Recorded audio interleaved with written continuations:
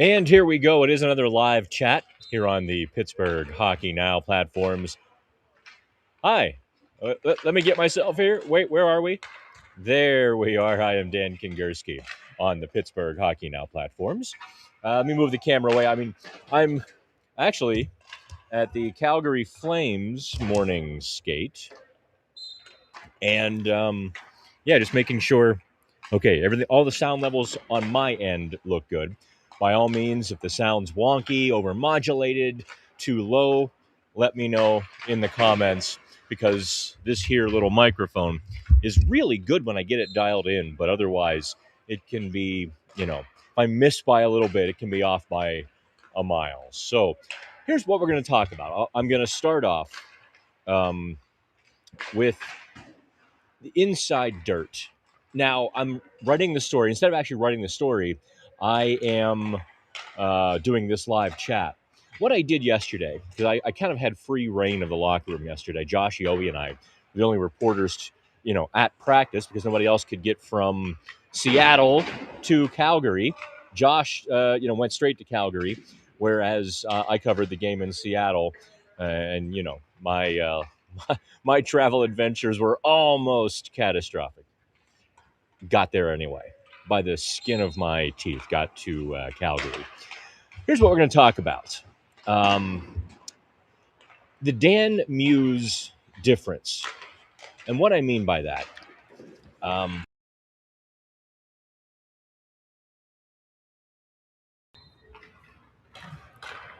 Let me...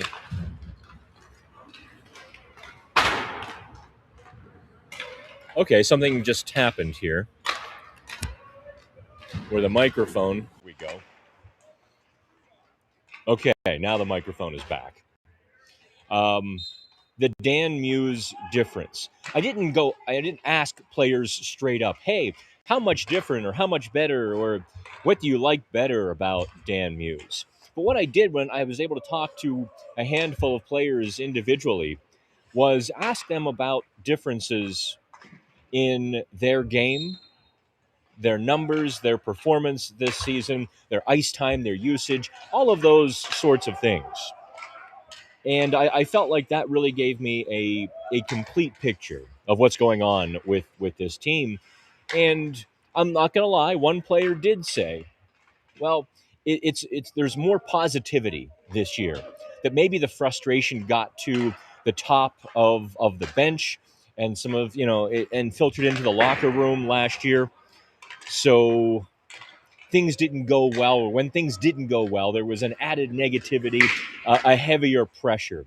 Whereas you're seeing this season of the last few weeks anyway, especially since the Christmas break, wherein when things don't go well, the team sort of takes a deep breath, largely speaking, regroups, and attacks.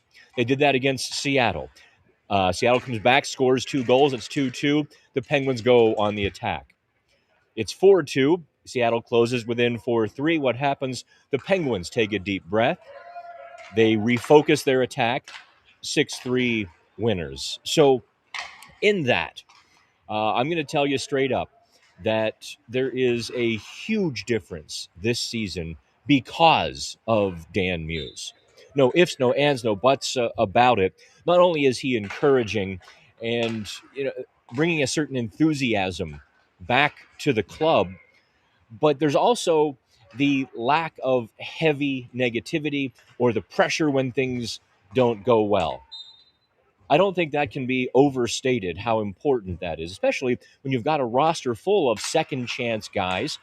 There have been plenty of rookies roll through the lineup this season, Ben Kindle most notably. So all of that. I'm going to write very soon, not today, but maybe on my off day in Vancouver, that Dan Muse needs to be in that Jack Adams conversation. I mean, think of where the Penguins were projected to finish back in August, September, even October, and they're a win away from second place. Kind of crazy, isn't it? Also, since I'm here in the arena, I might have to cut the chat a little bit short because of laptop power. I'm doing the math now. I think I can get a solid 30 to 45 minutes out of her. But so get your questions in ASAP. All right. I see some folks from the UK. Hi, how are you? Cold, snowy, and windy as double hockey sticks here. I have heard it's really cold back in Pennsylvania. It's not often I come to Calgary to warm up. Let's see here. Here's Nick McKeel. You know, Dan, I'm a net half full kind of guy. For years, we stressed about not having a team that was built for the playoffs. Well, there's no shootouts in the playoffs. We did it. We are ready. Yeah, Vince Communal and I had a good conversation about the shootouts on the No Pucks Given podcast, which debuted on Monday. If you haven't heard it, it was a good conversation. It was a nice back and forth. I sort of, well, I always make a lot of you mad when I untangle things or if I point out a logical fallacy. I might have done that on Monday. But think about this. I mean, yes, all points are important. If the Penguins were merely average in the shootout, they would only have 2 or 3 more points this season. Now, yes, those 2 or 3 points could be hugely important come middle of April when the playoff seeds are settled or the final playoff spots are indeed settled. Yes, they could be hugely important. But it's also 2 or 3 points, not the wailing and the gnashing of the teeth that would or should accompany lost leads in the third period, like we've seen over the last couple of seasons. In my mind, these are entirely different issues. And I understand everybody kind of gets a little bit jumping ugly when the Penguins lose, especially repeatedly in the same way. But yeah, first of all, as Nick pointed out, there are no shootouts in the playoffs. But also, the Penguins' construction just isn't meant for the shootout. They don't have those slick hand guys up and down the lineup. They've got some guys who can play hard, down low. Guys who play with speed and tenacity, but aren't necessarily, wizards with a stick that do well in shootouts. That's on the shooter's side. Obviously, Artur Shilovs is learning. He's trying to get better. I do have one idea: use the poke check. I think he has to learn how to use that poke check because Columbus, Charlie Coyle, 3-4 moves back and forth. It was prime poke check territory there. But nevertheless, 2 or 3 points, every team has an issue, a bugaboo, something they want to fix that has cost them multiple points by this point in the season. I suppose it is, if you could choose one thing that was a problem, shootouts would be it. Big Joe says, Dan, great to see you. Happy you kept the chat, brother. Yeah, I realized, let me tell you all what a pain in the bum this is. And I rolled the dice to do this chat. First of all, I took an Uber from the hotel to the arena instead of taking the train over. I could get here, get set up, and all of that. But I didn't know if the Wi-Fi here at the Saddle Dome was, in fact, fast enough. I was like, praying. Fortunately, I guess without 16 or 17,000 fans here, the Wi-Fi is more than adequate. I hope. But yes, I will be taking a couple or a few weeks off from the live chat. I guess it was kind of fun. Here's the Saddle Dome.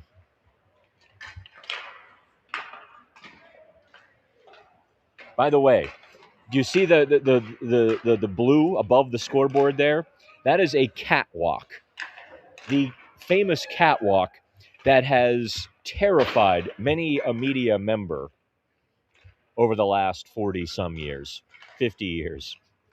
I remember my friend Mark Lazarus of The Athletic, holding both sides and saying how scary it was. I won't out the Penguins broadcaster who's like, I did it once, I'm never doing it again. I have nothing more to prove to you, King Gursky. Now, I kind of enjoy it. It's really it's a really neat walk to get to walk over the ice surface to the press box that high up. And yes, my voice is, I'm a little beaten up. I told you all about the run across the Vancouver airport with my 40 plus pounds of luggage. What I didn't tell you was the asthma attack, which there probably is only one worse city to have an asthma attack heading to, because of the altitude here in Calgary. I'm a little worse for wear. I'm a little beaten up, a little verklempt. Okay, so Josh Steele, I heard Dubas has been out scouting here. Where is here? Where is here, Josh? Any idea what he's looking for in particular, or just anything? Josh, where is here? Um, there, there was. I don't know if it was true or not. It was one of those BS anonymous Twitter or fake Twitter accounts that claimed Kyle Dubas and Jason Spezza were taking in the Montreal Minnesota game. I have no idea if that's actually true or if that was just more BS on X from some of these anonymous accounts who God help, honest to gosh, fans, like you guys, you're killing me. You take this stuff hook, line, and sinker. Look at the account. Is this somebody that I would trust? If yes, read on. If no, if I've never heard of this person, they don't work for any outlet. They've never worked for any outlet. And the only claim to fame they have is putting insider in their bio. Ignore it. Block them. Move on. Scrub it from your memory. I mean, just think of how much better hockey would be if people had done that in Ottawa. Some jackwagon puts that stuff out there, and lo and behold, everyone's like, oh, it must be true. He's an insider. And then follows the defense of this nonsense. Well, real media people can't report that stuff, or you get your credentials taken away. Or real media people, they protect the players. Or, you know what? In that case, had I been in Ottawa, and I'll tell you, yes, and I found out that a player cheated and wrecked the family and done all that, no, I wouldn't report it. None of my business. None of your business. But I can promise you that some nobody on X is not who you believe either.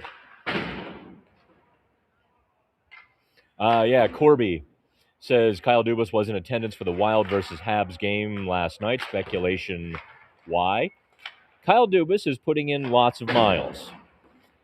Both Montreal and Minnesota are active on the trade market.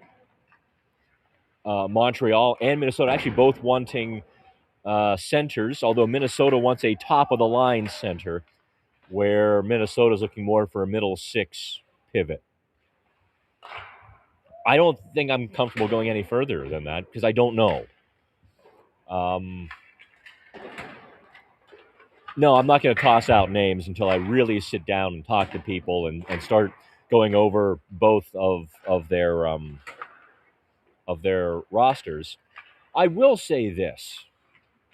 The trade on Tuesday, getting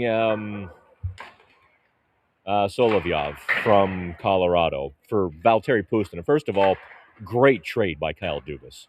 He essentially gave up nothing that the Penguins had any use for. Puustinen was so far down the depth chart that he was never going to see Pittsburgh again. They get a borderline NHL defenseman, a big guy, steady guy, left-handed shot. Now, it is in the left-handed part that I will call your attention to. If the Penguins felt like they needed a left-hander on the NHL roster, why didn't they call Owen Pickering up? Why didn't they call up their top defenseman prospect? From that standpoint, warning bells or, alarms and red flags began to pop up for me. Obviously, if you're Kyle Dubas, you make that trade 10 of 10 times. You get you get the big Belarusian defenseman. He's not Russian. He's Belarusian. But it's worth noting. It's worth watching as Kyle Dubas does travel all around. I'm sure that there are general managers who would happily take a 2022 first round pick, a 6'3", 6'4", defenseman who can skate, who can move the puck, who needs a little bit of a confidence boost after getting roughed up by that negativity in the Penguins room and the Penguins bench last season. See how it all comes full circle, and why I dig into some of these stories that maybe aren't well read, but they become very big bricks in the wall that I build, building towards points and building towards the truth and trying to find out as much about this team as possible. So just those are things to keep an eye on. The Penguins certainly would have a trade chip in that regard, except that Montreal and Minnesota are buying. I'm not sure how this would all. I just don't know. Dubas has had a great year, fantastic. All of his free agent signings have worked out far beyond anybody's expectations. Brazeau, Wotherspoon, Mantha. His draft picks look exceptional. Ben Kindle. Bill Zonin, now that he's healthy and playing again, looks great. Will Horkoff leading the NCAA in goals. I mean, he could not look any better right now, could Kyle Dubas. So I'm not going to question him. Not going to question him right now. He's earned a few mulligans right now. Not big ones, but some mulligans. He's earned some leeway, I suppose. Okay, Corby also wants to know if I've gotten updates regarding tonight's lineup. Well, it is only 10:48 here in Calgary. The Penguins don't skate until 11:30, so you and I will probably find out together on X. Make sure to follow me on X. Got it? Good. Yep, I am on location. I should do this more often. This is kind of fun. I'm sort of standing doing the show, but we're making it work. This is kind of cool. Kind of a cool visual, isn't it? Do I get into the stadiums for free? Well, yeah. I'm at work. I do this for a living. I work. I don't just travel around like a fan and sit in the stands and go, wee, I get to go, no. Good Lord. Read me on Pittsburgh Hockey Now. Check me out on WPXI TV. Check out No Pucks Given podcast. I bust my butt, my friend. Do I get into the stadiums for free? Okay. Brandon comes back with an actual question here. Let's assume the forward group is healthy, as is, and Hollander is activated off IR. Who comes out? Hollander. Well, the Penguins would have a decision to make at that point. And now, don't forget, they were playing Hollander at center in the preseason. That's an important note here. But they probably send Hollander through waivers and keep Kevin Hayes because of that versatility. I don't think Hollander would supplant Kevin Hayes as a 13th forward. Also, I don't think any team would claim Hollander just because of what he's been through this year. Also, if he's not supposed to be healthy until March, who's to say the Penguins don't just slow walk that to the end of the season? You know what I'm saying? That would be, so that way they don't have to worry about putting him through waivers or losing him for nothing, that sort of thing. Mike says, is Gino still at wing? Well, have you watched the games, Mike? Do you think he's being evaluated to be brought back at wing next year at the expense of Rax or Rust going out over the summer? There are a lot of possibilities as to why Evgeny Malkin is playing right wing. Also, why he switched from left wing to right wing. Is it a little bit of a shoulder issue? Possibly. Although I will point out, Evgeny Malkin's shot certainly doesn't seem to be encumbered at all. I do. I think all things are on the table with the Penguins. I think this benefits them in many sorts of ways. Now, I don't think the offensive attack is as good with Malkin on the wing with Ben Kindle and Chinakhov. But I also think this is setting up the possibility of bringing Malkin back next year.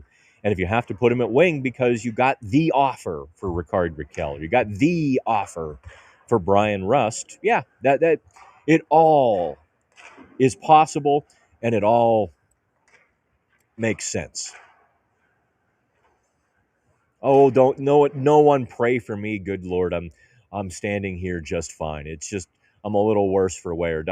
Please, there are far more important things to pray for, though. I appreciate the sentiment, though. Okay, I am never going to quote the fourth period. I was the founding member of the fourth period radio show 15 years ago, 20 years ago, actually, more than 20 years ago, actually. But no, I generally don't. In fact, I do not, as a policy, quote TFP. So now I will say that Josh Yohe, and by the way, I don't quote TFP because if you look closely, the language is always, well, I think this could happen, or that. In industry circles, it's my position is a bit more common. I will quote Josh Yohe, who reported that indeed the Penguins like Jason Robertson. Hypothetically, if he is available, I want you to think about it in this terms, because again, alarm bells went off for me when I heard that name. Not because I thought it was possible, because I thought you all would jump on it and seize on it as a possibility. But in reality, think about the cost to get Jason Robertson. Think about how many teams would be interested in getting Jason Robertson. So Dallas can set a high bar, and they can also, and they probably will, have a bidding war. Do you think Kyle Dubas is going to part with first-round draft picks for Jason Robertson? I don't. Not a guy who's 27, going to be 28. I think about his career arc, that in 5 years, he's 32, 33. Does that fit where the Penguins are? Sure, they would love him. But does it fit? I'm going to say no. I'm also going to say I could be wrong. I was wrong about the draft picks. Listen, I am a fallible human being occasionally. I just don't see the congruence here between being interested and being able to do it.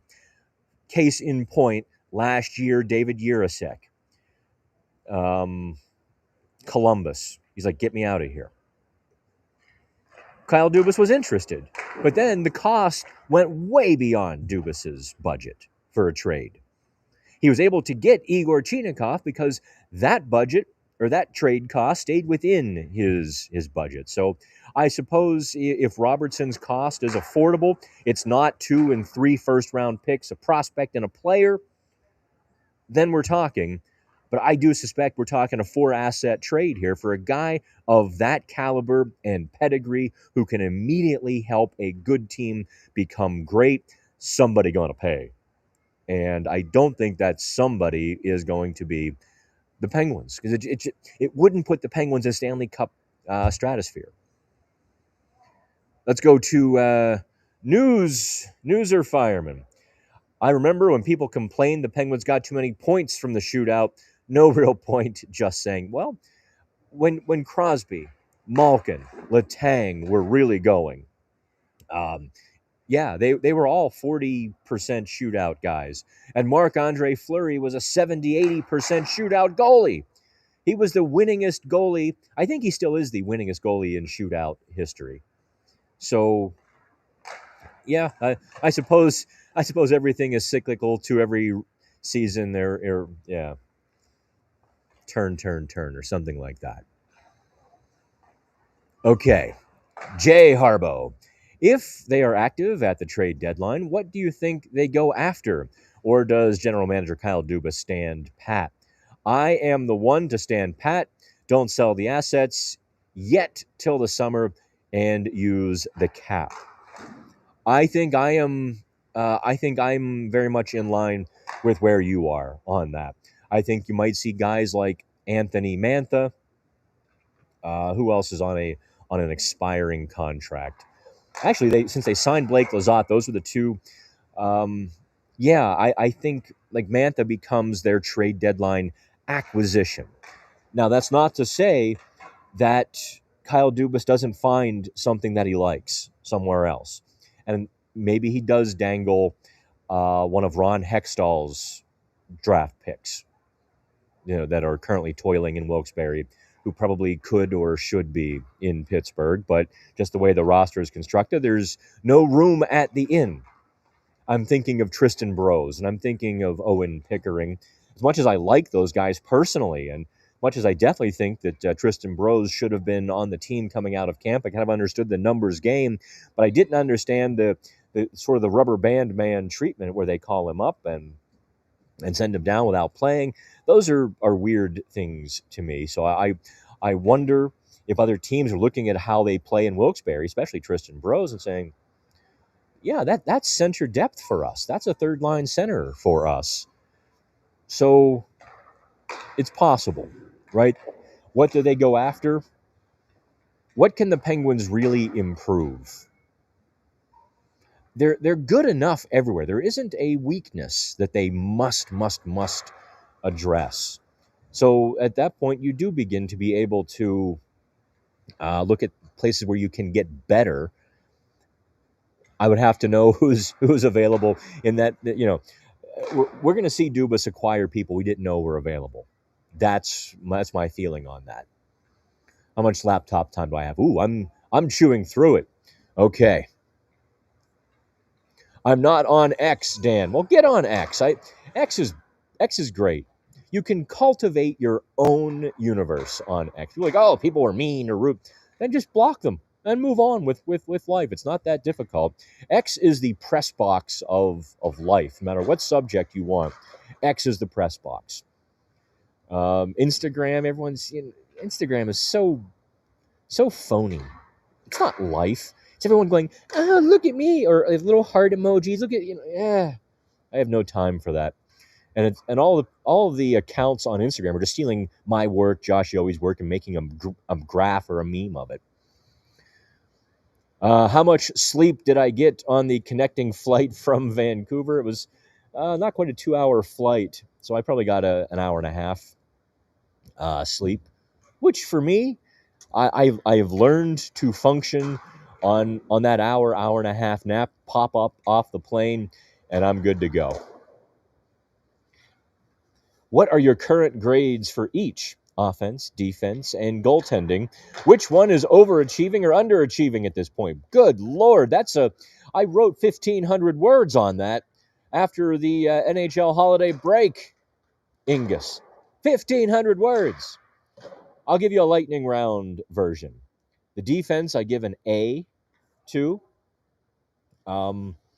because I thought they were going to be in real trouble this year. But Erik Karlsson's play has been so far above what we've seen the last couple of years. And there are reasons for that.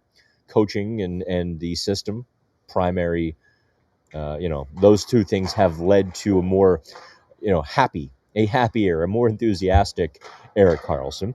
I think Chris Letang, after an abysmal start, has been great.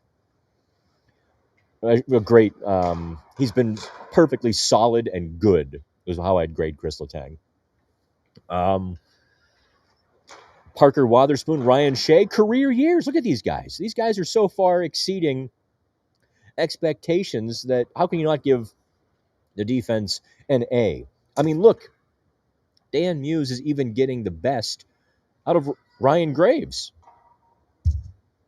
How's that for, just stop there, right? I would grade the goaltending. It got sketchy late November into December, but it's been brilliant since the holiday break. I mean, Artur Sheloffs has been good. Stuart Skinner has been great. So, and Tristan Jarry was at a .909 save percentage at the time of the trade. He had a couple of rough games before that and had fallen from, like, what was it, 913, 914 save percentage. So I give Andy Chiodo a lot of credit. I give the Penguins goaltenders a very good grade, and the forwards. Sidney Crosby doing Sidney Crosby things.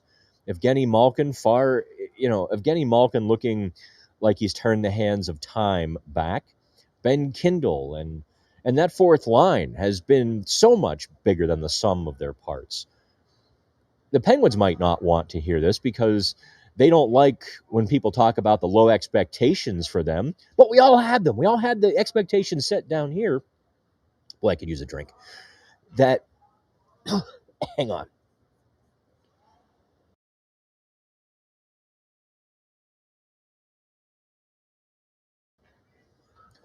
Okay, I'm back. I might have to cut this short, not because of laptop power, because of Dan power. Uh, what was I saying? Oh, yeah, the fourth line is so much greater than the sum of their parts that it's an A plus for me. They have just so far exceeded expectations on every level, and I give Dan Muse an A plus as well. Sure, they're human beings. They've had bad stretches. They've had bad games, made bad decisions. Some of you expect perfection every single game, and I just hate to say it, you're not gonna get it. So Dustin Wolf is in the Calgary net. That's what I expected. I see some Calgary folks joining us. Hola. I do love Calgary and Edmonton. I know Calgarians like hate Edmonton and Edmontonians hate Calgary, and I can like you both. Very different. Although my little steakhouse last night clearly is starting to fail. I took a writer to dinner last night, and at 7:00, we were the only two people in there. Talk about awkward. And then my steak comes out, medium rare. There is no other way to eat a steak. If you eat it any other way, I just have to say, just don't order it. If rare, okay. Medium, depending on the cut. But if you get like medium well done, don't order the steak. Just get a hamburger, okay? Do us all a favor. But my steak comes out, my skirt steak, and it's charred. Like, I'm cut into it a couple bites and it's brown. I'm like, hey, sorry guys. So 15 minutes. Well, with only two people in there, by the way. 15 minutes it takes to get this new steak refired, and they just left all the fat on it. They didn't chop. They just kind of threw it on the plate and said, "Air." Like, okay, I've lost another restaurant. But I do love Calgary. People here are wonderful. Here's an example of Calgary, folks. I walked from the arena back to my hotel. It's about a mile, 1.3 miles, according to the maps. Walked it, kind of walking through rush hour traffic, 3:00. And the guy's passing this woman. Oh, he realizes he's about to run into me. He quickly sidesteps, goes, oh, sorry. That never happens anywhere else. People just walk right at you, put their head down, expect you to move. Calgary, he moved and said sorry. Like, that's it. My love for Calgary and Alberta was cemented at that point. Jason says, do I think Penguins fans are too polite? Kind of quiet in the arena compared to what it used to be. Oh, are you talking about in the arena? I have been critical for many years now of Penguins fans not creating a culture, a fan culture. In part because there's a cyclical thing where corporations and businesses buy up seats at PPG, and a lot of fans aren't there. You get a dinner and a show crowd. People arrive late, leave early. Not my cup of tea. So polite isn't the word I would use. I would say a lot of the people who go to Penguins games aren't that interested, which is annoying as all bloody hell to me. I will say I see signs of it getting better this year because those very casual folks are not coming to the games. So the hand-sitting, leave-early crowd is now being replaced again because tickets are so inexpensive on the secondary markets, StubHub and Ticketmaster and all of that. tickets are so inexpensive that you're getting fans back in the building. Die hard, nails spitting, blood or heart on their sleeve fans coming back into the building. That's why you heard the Flyers suck chant and all. I love that. And I think Pittsburgh needs a lot more of that. There are some things I think the Penguins can do, but I'm not going to get into criticisms of that just yet. Too polite? No. Too many fans in the building who are disinterested? Yes. And I'm happy to weed them out with a couple of years of not doing so well, or just weeding them out in any other way, that the Penguins can figure out. Let's see here. I am losing power quickly. I'm down to 5%. So, Drizzy, after researching the free agent class next year, oh, good gosh, you are so far ahead of me. I'm coming around to the idea of keeping Anthony Mantha and Evgeny Malkin. It seems the best strategy is to try and make some sort of trade for a younger top 6 guy.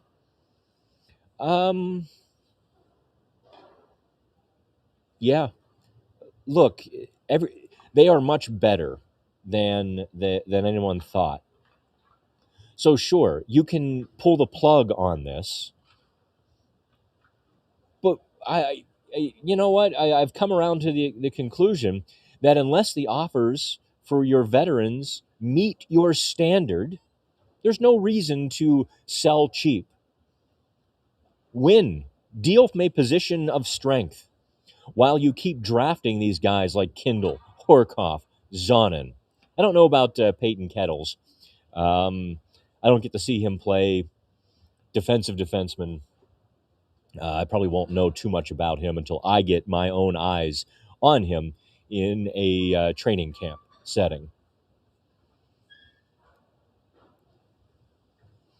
Let's see here. Drizzy says, I'm still of the opinion you trade one of your goalies and extra D-men to continue the retool. There's some merit to that, except here's the question. Is Sergei Murashov ready for regular duty? Do you want to put Stuart Skinner or Arturs Shilovs in the line of fire every night? And I'm actually of the opinion you find a way to re-sign Stuart Skinner. I think he's found a home in Pittsburgh. I think his personality, that locker room, Andy Chiodo, it's a perfect storm. Realize that you're getting the very best of Stu Skinner. Sign him. You probably can get him cheap. So go ahead and do it. Artur Shilovs is improving and improving and improving. If you're going to trade one, if Murashov is going to force somebody out, maybe it is Shilovs.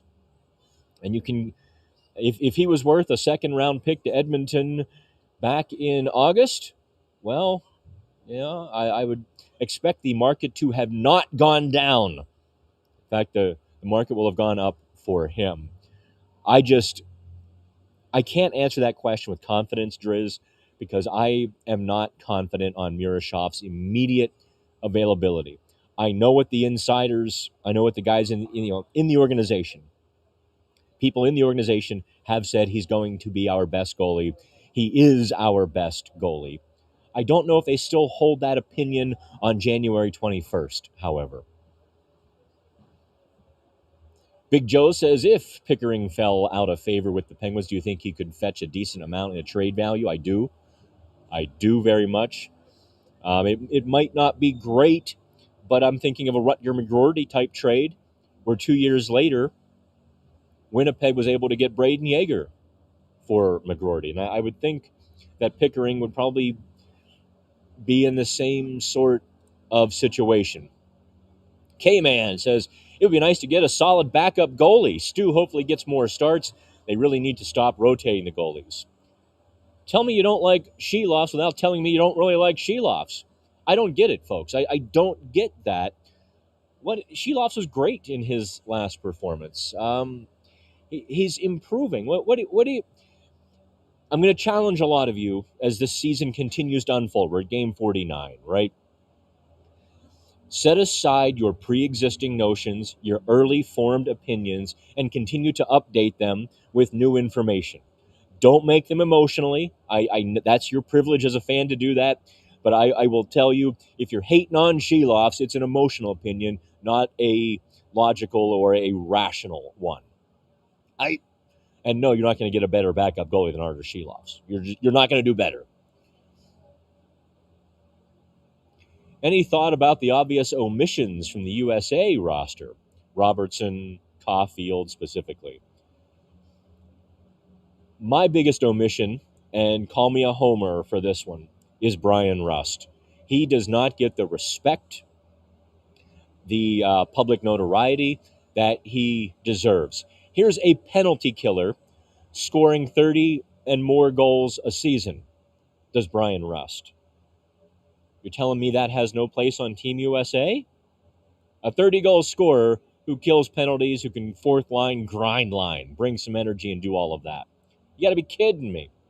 The problem with Caulfield and Robertson, Bill Guerin shot this down, but I have to think down deep it played a role. Those guys are small. Canada's bringing some muscle. On a short rink, you're telling me you're going to go with a 5'8" guy?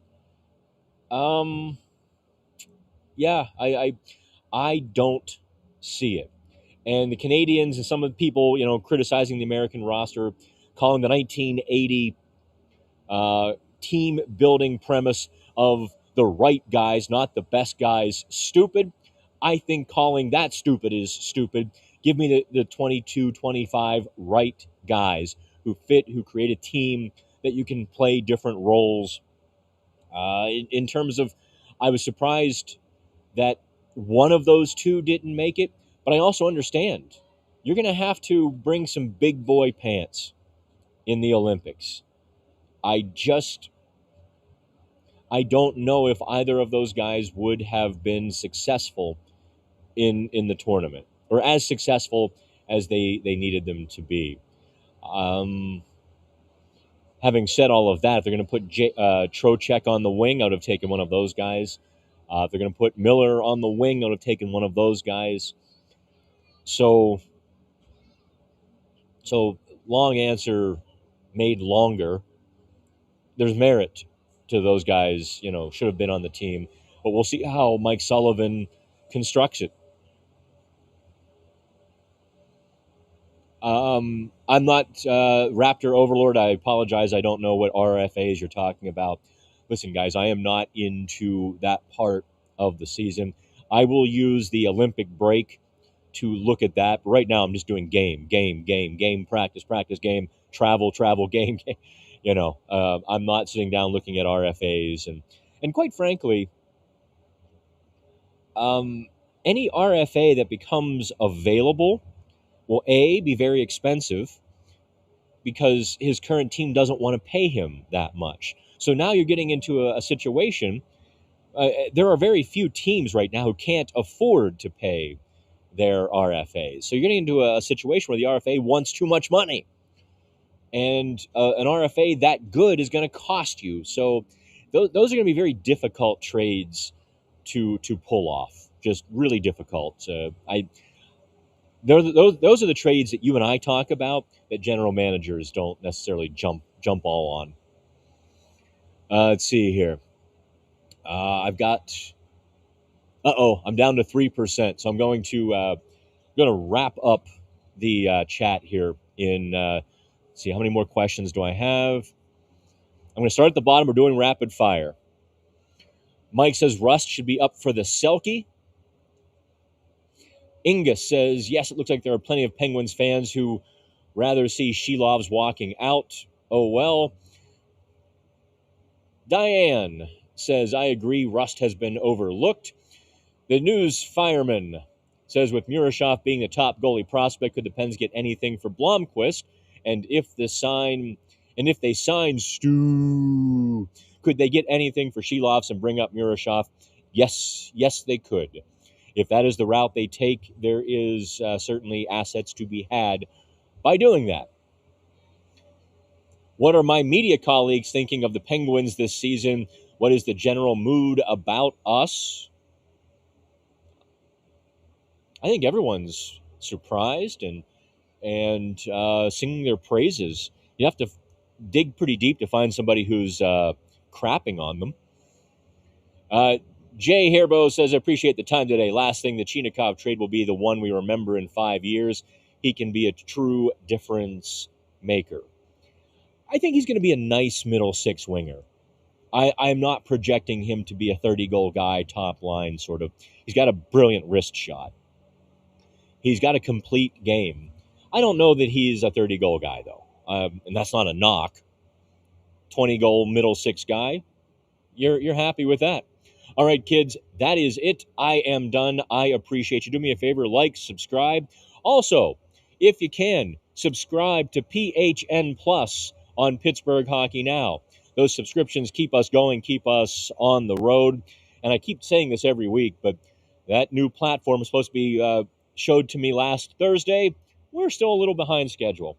But it does have great features. And anyway, any day now, I'm going to show it to you. So from the Saddle Dome, someday this will be like for posterity's sake, because the new arena, is it next year or in 2 years? The new arena will be built, and the Saddle Dome will be no more. It's a great place for hockey. Just look how steep the seats are, how close the seats are to the ice. It's fantastic. Absolutely fantastic. They don't build them like this anymore, and they probably should. That's it. I'm done. Catch the audio version on No Pucks Given, wherever you get your podcast. Like, subscribe on YouTube, and